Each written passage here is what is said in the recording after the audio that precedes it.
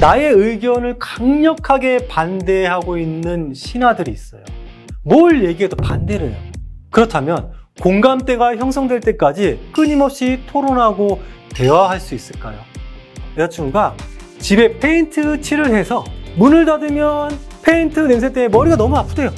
문을 열면 매연 냄새 때문에 가슴이 답답하대요. 남자친구의 가장 정확한 올바른 대답은 뭘까요? 안녕하세요, 홍재기입니다.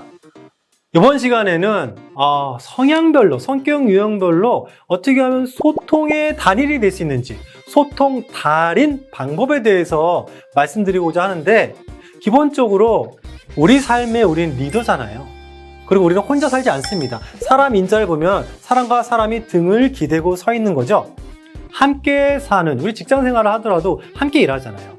소통이 굉장히 중요한데, 소통의 리더십이 무엇인지, 그리고 성향별로 어떠한 소통 방식을 가지고 있는지에 대해서 살펴보고자 합니다.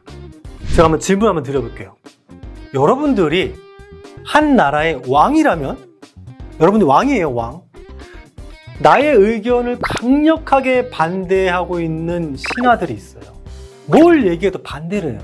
그렇다면 공감대가 형성될 때까지 끊임없이 토론하고 대화할 수 있을까요? 굉장히 어려운 질문이죠. 내가 뭘 얘기해요? 나 왕이에요, 왕. 여러분들 왕이에요. 왕인데 뭘 얘기해도 반대해요. 근데 내 말에 공감해 줄 때까지 끊임없이 대화한다는 얘기입니다. 자, 실제로 우리나라에 왕이 있죠? 대표적인 위대한 성군으로 칭송받는 세종대왕. 세종대왕께서 이런 얘기를 하셨습니다. 의논하자. 내가 인물을 잘 알지 못하니 신하들과 의논하여 관리하고 임명하고자 한 것이다. 내가 꿈꾸는 태평성대란 백성이 하려고 하는 일을 원만하게 하는 세상이다. 자, 소통의 리더십의 대표적인 인물이라고 저는 세종대왕을 얘기하고 싶은데요. 세종대왕께서는 낮은 자세에서 타인을 사랑하는 마음을 가지고 있지 않았을까라고 생각을 해봅니다. 그래서 저희가 생각하는 리더는 바다라고 봅니다. 바다. 책 처음처럼의 한 문장을 보면 이런 글귀가 있어요. 바다는 모든 시내를 받아들입니다. 그래서 이름이 바다입니다. 바다는 세상에서 가장 낮은 물입니다. 그러나 세상에서 가장 큰 물입니다. 바다가 물을 모으는 비결은 자신을 가장 낮은 곳에 두는 데에 있습니다. 그렇죠. 리더가 바다와 같을 때 낮은 자세로 상대방의 모든 것들을 받아들이려 한다면 소통은 아마 자연스럽게 잘 될 수 있을 거예요. 소통의 리더십 하면 바다라는 단어를 떠오르시면 좋을 것 같아요.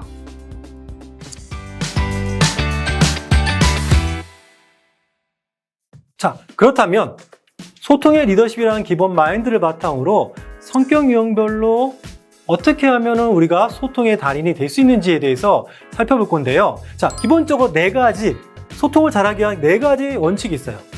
경청, 공감, 말 잘하는 것과 리액션. 4가지를 바탕으로 성격 유형별로 소통을 하는 방식에 대해서 이해하신다면 여러분들 모두는 소통의 달인이 될 수 있습니다. 자, 여기에 대해서 한번 살펴볼게요. 첫 번째, 기본적으로 지켜야 할 첫 번째, 경청. 당연히 잘 들어야겠죠. 먼저 잘 들을 수 있어야 소통이 원만히 이루어지는 거거든요. 경청이라는 단어의 한자를 보면요, 기울 경자예요. 상대방한테 몸을 기울이다. 기울였을 때 좀 더 잘 들을 수 있겠죠. 들을 청자, 기울 경장의 들을 청자인데, 들을 청자의 한자를 풀어보면 이렇게 해석할 수 있습니다. 왕의 기와 10개의 눈으로 온 마음을 다해서 듣는다. 왕의 귀와 10개의 눈으로 온 마음을 다해서 듣는다는 거예요. 듣는 게 그만큼 중요하다는 얘기입니다. 잘 듣는 게 선행될 때 우리는 효율적이고 촉진적인 의사소통을 잘할 수 있다는 겁니다. 그래서 소통의 달인이 되기 위한 기본적인 4가지 원칙 중 첫 번째는 경청이고요. 왜 우리한테는 2귀와 하나의 혀가 있을까요? 좀 더 많이 듣고 좀 더 적게 말하는 뜻이라고 볼 수 있을 겁니다. 그래서 그만큼 경청이 중요하다는 의미예요. 자, 두 번째는 공감이에요. 공감. 상대방 마음을 읽을 수 있어야 돼요. 어려운 얘기예요. 특히 우리 서양 중에서 사고형 T가 있는 분들은 상대방 마음을 읽는 게 좀 어려울 수 있어요. 특히 남성분들. 자, 제가 연애 능력고사에 나온 문제를 하나 제시해 볼게요. 한번 들어보시고 풀어보십시오. 자, 여자친구가 집에 페인트 칠을 해서 문을 닫으면 페인트 냄새 때문에 머리가 너무 아프대요. 그래서 문을 열면 매연 냄새 때문에 가슴이 답답하대요. 이렇게 말하는 여자친구가 있어요. 자, 그렇다면 이렇게 얘기할 때 남자친구의 가장 정확한 올바른 대답은 뭘까요? 자, 문을 닫으면 페인트 냄새 때문에 머리가 아프고 문을 열면 매연 냄새 때문에 가슴이 답답하다. 자, 한번 생각해 보세요. 어려운 문제입니다. 자, 보통 우리는 어떻게 하면 좋을까라고 했을 때 해결해 주려고 하는 경향이 있어요. 문을 닫든지 문을 열든지 뭐 이런 얘기를 많이 하겠죠. 근데 여기서 중요한 거는 말하고 있는 사람의 마음이에요. 이 사람이 어떻죠? 이 사람이 머리도 아프고 가슴이 답답하고 힘들죠. 여자친구가 머리도 아프고 가슴이 답답하단 말이에요. 뭐라고 얘기해야 될까요? 괜찮아? 많이 아픈 거 아니야? 병원 가야 되지 않을까? 이런 얘기를 듣고 싶어 하는 겁니다. 직장인 여러분들이 하루 종일 일을 하고 딱 집에 갔을 때 누군가 가족 중에 한 사람이 밖에서 일을 했는데 오늘 이런 일이 있었어. 나 어떻게 하면 좋을까? 라고 물어봤을 때 뭔가 해결해 주려고 하기보다는 특히 사고형 T들이 그렇죠. 결과 중시적이기 때문에 그 사람이 지금 마음이 어떨까? 라는 것들을 공감해주고 힘들겠다. 많이 힘들겠네. 괜찮아? 이런 얘기를 먼저 해줄 수 있다면 그 사람은 나와의 대화가 굉장히 유익하고 즐겁게 생각할 겁니다. 상대방 마음을 읽을 수 있다는 공감. 우리가 보통 대화를 할 때 반응을 하는 방식이 보통 세 가지예요. 설득하거나 또 잘못해서 비판하거나 그 사람 말을 인정해주는 공감해주거나. 그래서 기본적으로 소통의 달인이 되기 위한 4가지 원칙 중 두 번째는 공감하셔야 됩니다. 상대방 마음을 읽고 공감하셔야 돼요. 자, 방법 알려드릴게요. 누군가 나한테 얘기를 하잖아요. 그 사람이 말한 걸 있는 그대로 객관적으로 다시 한번 얘기해 주세요. 그러면서 현재 그 사람의 마음을 인정해 주세요. 자, 이런 식으로요. 이렇게 얘기했지. 지금 마음 상태가 이렇겠구나. 라고 하면서 혹시라도 내가 생각하고 있는 말과 다르다면 그 상대방이 얘기하는 게 내가 생각하고 있는 말과 다르다면 근데 말이야 내가 봤을 땐 이렇게도 생각할 수 있는데 거기에 대해서 어떻게 생각하니? 라고 개방형 질문으로 마무리해 주시면 좋습니다. 그 사람 말을 일단 객관적으로 요약하면서 그대로 따라하면서 마음을 공감해주고 생각이 다르다면 개방형 질문으로 마무리한다. 자, 이러면 충분히 공감적인 대화를 할 수 있어요. 자, 이 얘기도 어렵다. 그렇다면 딱 2문장만 기억하세요. 그랬구나. 그럴 수도 있지. 비판, 설득하지 마시고 그랬구나. 그럴 수 있지. 이렇게 하신다면 상대방은 나와의 대화가 굉장히 즐거울 수 있습니다. 자, 지금 소통의 달인이 되기 위한 기본적인 4가지 원칙 중 2번째 얘기했어요. 자, 3번째. 말 잘하기, 잘 말하기. 자, 말하는 거 되게 조심해야 되죠. 잘 듣고 공감해주고 말할 때 4가지만 좀 지켜주세요. 잘 말하는 4가지 방법. 앞에서 할 수 없는 말은 뒤에서 하지 마시고요. 그리고 여러 명 대화할 때 말 독점하지 마세요. 독점하면 적이 많아지고요. 상대방이 듣고 싶어하는 말을 할 수 있어야 됩니다. 그리고 결과보다는 과정을 칭찬해 주세요. 이러이러한 결과 있네, 잘했네 이게 아니라 이렇게 하는 데까지 되게 힘들게 어렵게 창의적으로 해결했구나. 과정을 칭찬해 주는 연습을 많이 하십시오. 그래야 상대방이 내가 이거를 진행하는 과정이 굉장히 가치 있는 일이구나 라고 느낄 수 있습니다. 결과 중심에 칭찬하시잖아요. 그러면 예를 들면 내가 업무 성과가 100점 났을 때 칭찬해 주잖아요. 100점 맞았네, 잘하네 이렇게 칭찬해 주잖아요. 95점 맞으면 자신이 바보인 줄 알아요. 결과보다는 과정을 칭찬하는 연습을 해주시면 좋습니다. 자, 지금 소통의 달인 4가지 기본 원칙을 얘기하고 있습니다. 4번째, 액션보다는 리액션입니다. 자, 우리가 상대방하고 얘기할 때 말로 표현하는 것도 중요하지만 행동으로서, 눈과 표정으로서 비언어적으로 리액션 해주는 거를 상대방이 되게 좋아하죠. 리액션만 잘하셔도 어디 가서든지 사랑받는 인재가 될 수 있다는 겁니다. 자, 이해되시겠죠? 자, 성격 유형별로 소통법에 대한 얘기를 하도록 할게요. 소통의 달인이 되기 위해서는 기본적으로 4가지 경청, 공감해주고 말 잘하는 방법과 리액션함과 더불어서 성향별로 어떠한 특징이 있는지만 알면 정말 여러분들은 직장생활하고 사회생활하는 데 있어서 소통의 달인이 될 수 있다는 거예요. 자, 외향형과 내향형 아이는 뭐로 구분한다고 그랬죠? 에너지로 구분한다고 그랬죠? 에너지 방향이 밖으로 가 있는 외향형들은 터놓고 얘기해보자. 에너지가 밖으로 가 있으니까요. 얘기할 때 빠른 피드백을 원해요. 뭔가 질문하잖아요. 빠른 피드백을 원해요. 근데 내향형은 어때요?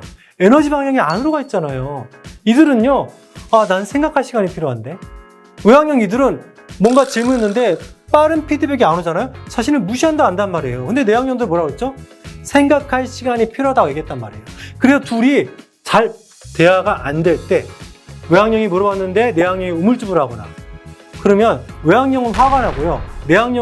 외향형이 자신을 공격하는 줄 알고 숨어버려요. 그래서 잠수 타는 내향형을 종종 보기도 합니다. 이럴 때 해결 방법은 여러분들이 외향형이라면 내향형한테 뭔가 대화를 할 때 이들이 생각할 시간을 주셔야 됩니다. 그래서 너는 생각할 시간이 필요하지 언제까지 대답해 줄래? 라고 얘기할 수 있으면 가장 좋아요. 자, 반대로 내향형들은 외향형이 나한테 질문하잖아요. 이들은 빠른 피드백을 원하지 근데 내가 신중하니까 언제까지 대답해 줄게 라고 얘기하면 서로 소통할 때 다툼이 많이 줄어들 수 있습니다. 자, 이해되시겠죠? 인식 기능에 따라서 감각형 S와 직관형 N으로 구분한다고 그랬죠? 감각형 S는 뭐라고 그랬어요?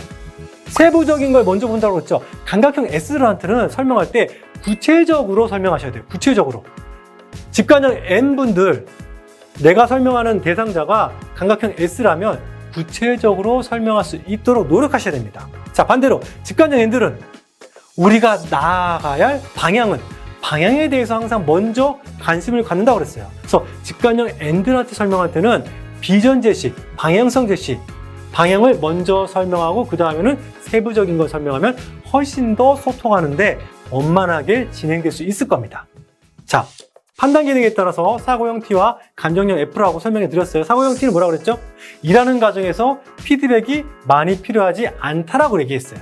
그래서 사고형 T들은 칭찬과 지지를 좀 적게 할 수 있습니다. 거기에 대해서 감정형 F들은 이해를 좀 할 수 있으시면 좋고요. 사고형 T들은 내가 감정형 F랑 대화를 한다면 좀 더 칭찬과 지지를 많이 하려고 노력하시면 좋을 것 같아요. 자, 감정형 F는 규칙적으로 많은 피드백이 있어야죠. 저는 칭찬과 지지가 많이 있으면 좋겠어요 라고 생각한단 말이에요.